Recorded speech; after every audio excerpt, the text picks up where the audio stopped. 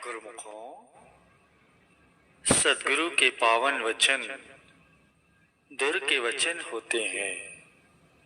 जिसने गुरु भक्ति की मंजिल तय करने के लिए इस मार्ग पर पग रखा है, उसके लिए प्रथम सोपान सद्गुरु के वचन ही है। भक्ति के दुर्लभ एवं सुखदायी फल को तो वही प्राप्त कर सकता है जिसने सद्गुरु के वचनों को सत्य सत्य मानकर उन पर आचरण करना सीख लिया है, क्योंकि ऐसे सेवक के मार्ग की सभी बाधाएं भी सद्गुरु की कृपा से दूर हो जाती हैं और मन माया भी गुरु को वीडियो लाइक करना, सब्सक्राइब करना, प्लीज कमेंट में जरूर लिख देना जय श्रीदानंद। उसे भटकाने में असफल रहते हैं। इसीलिए संत महापुरुषों ने फरमाया भी है कि दीपक गुरु का वचन है, लेकर चले जो हाथ, जगत अंधेरी कोठरी कबहु न भटके पाथ।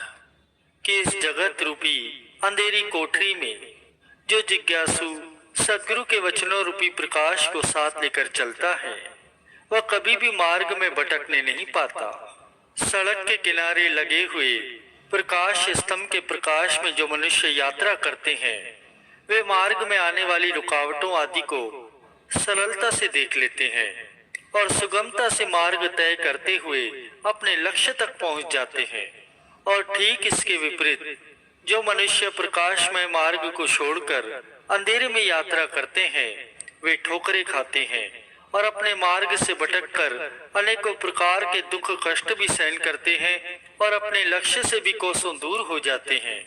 ठीक इसी तरह सद्गुरु के पावन वचन भक्ति पथ पर चलने वाले सेवक के लिए प्रकाश का कार्य करते हैं। जो इस प्रकाश का सहारा लेकर चलता है, वही सही मार्ग पर चलता हुआ अपने लक्ष्य पर पहुंचता है। आम दुनियादार लोग मनमति के अंधकार पूर्ण मार्ग पर चलते हुए जीवन यात्रा तय कर रहे हैं, क्योंकि यह मन जीव का शत्रु है। इसलिए यह जीव को भटकाता है और जीवन के वास्तविक लक्ष्य से दूर ले जाता है। इस मन के धोखे में आकर ही संसारी मनुष्य दुखी और परेशान हो रहे हैं।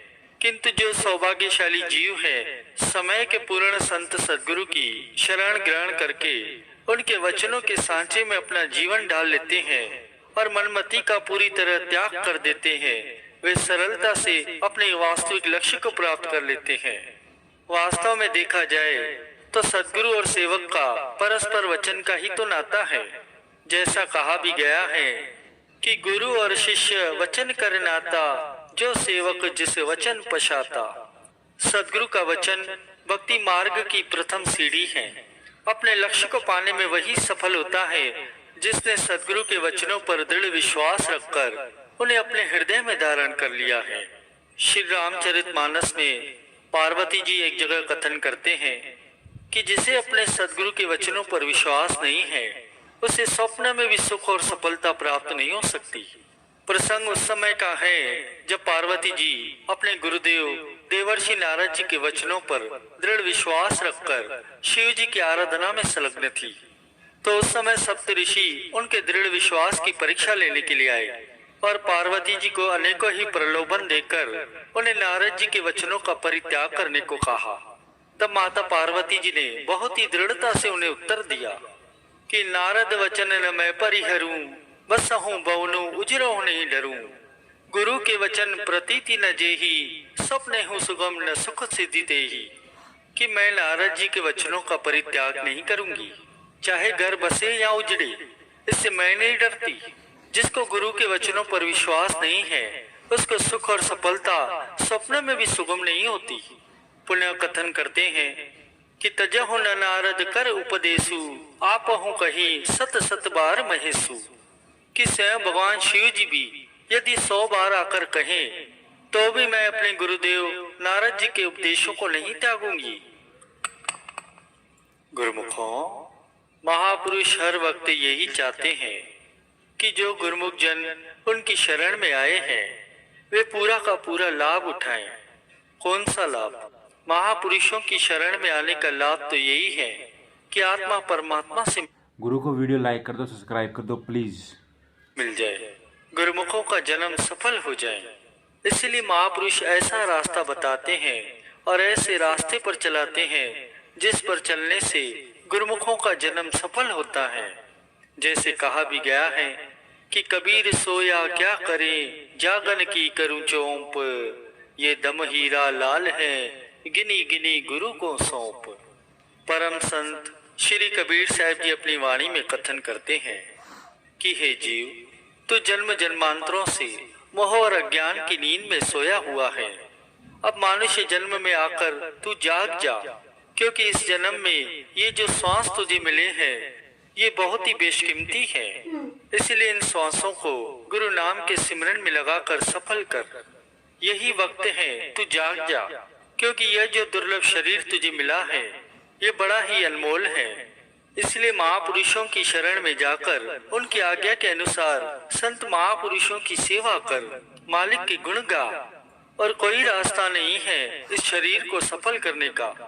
आप गुरुमुख जन अपने जन्म को सफल करने के इसी कार्य में संलग्न है।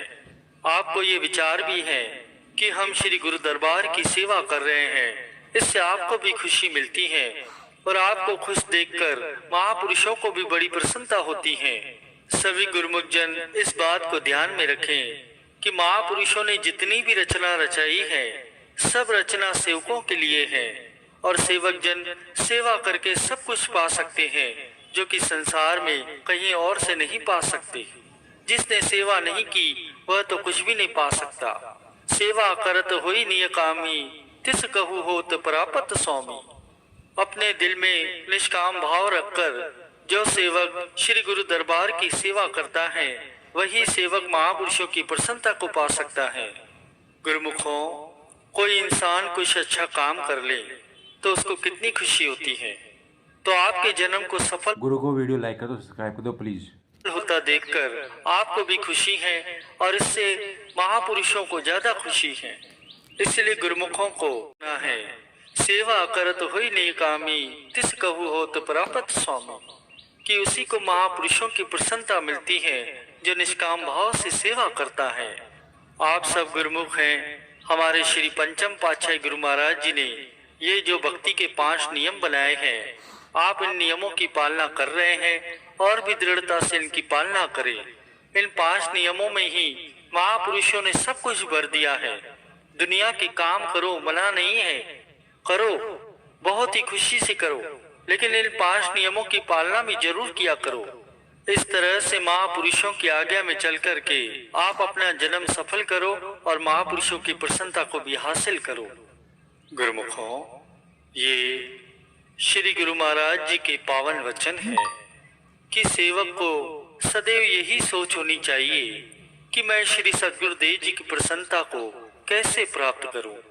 सद्गुरु की आज्ञा का सदैव अनुसरण करे, उसे मन से मत आंकिए।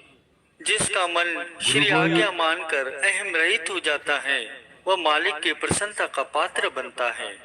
सच्चे सेवक गुरुदेव जी का सिंहासन है, उसे उनके समान गुरु को वीडियो लाइक कर देना, सब्सक्राइब कर देना प्लीज। और कोई भी प्रिय नहीं लगता। सच्चे सेवक के रक्षक सह संत सद्गुरु है, उसे कोई भी कष्ट या चिंता नहीं व्याप सकती। यह सद्गुरुदेव जी का पक्का इकरार है कि यदि तुम हमारे बन के रहोगे तो हम भी तुम्हारे रक्षक होंगे।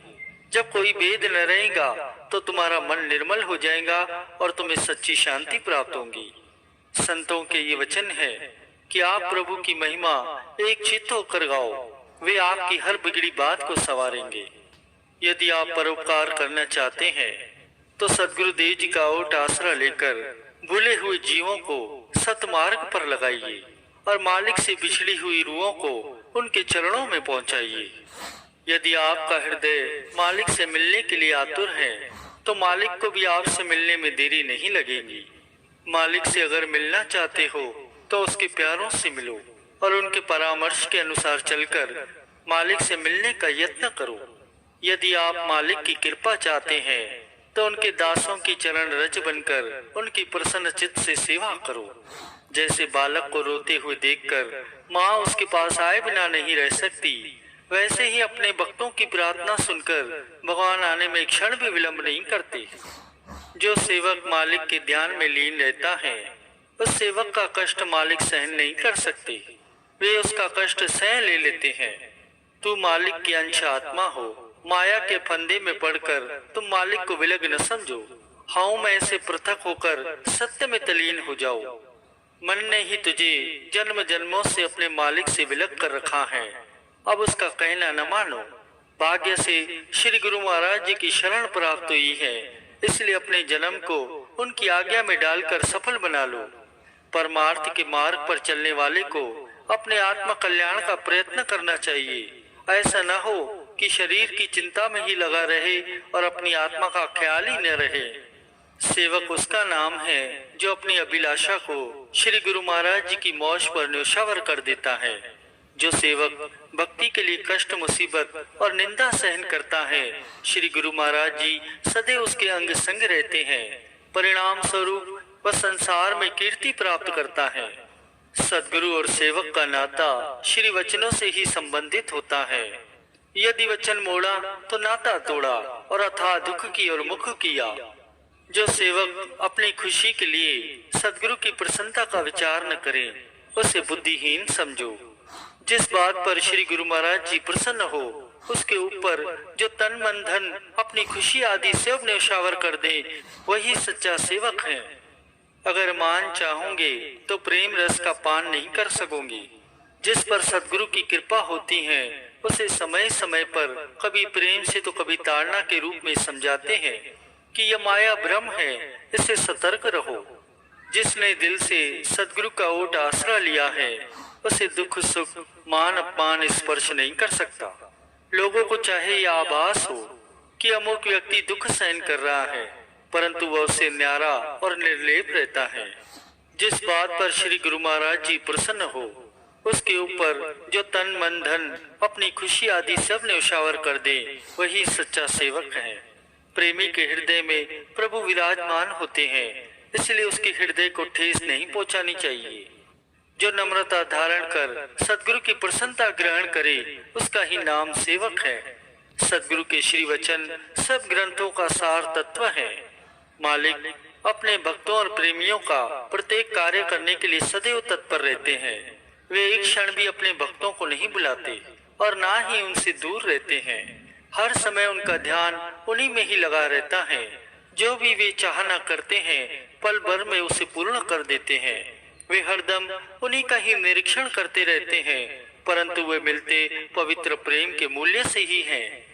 जो सेवक श्री गुरु महाराज जी के चरणों में चतुराई को छोड़कर प्रेम धारण कर नम्रता पूर्वक दिन प्रतिदिन प्रार्थना ही करता रहता है, तो सद्गुरु से मन माया के चंगुल से बचा लेते हैं।